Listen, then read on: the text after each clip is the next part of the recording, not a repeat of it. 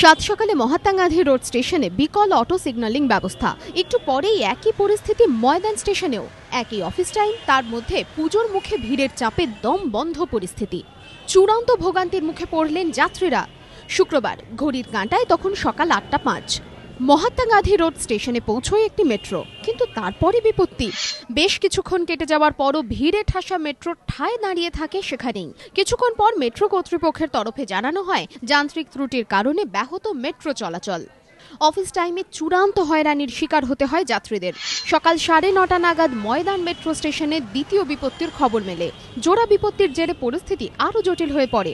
বিভিন্ন স্টেশনে 25 থেকে 30 মিনিট ধরে এক একটি ট্রেন দাঁড়িয়ে থাকে।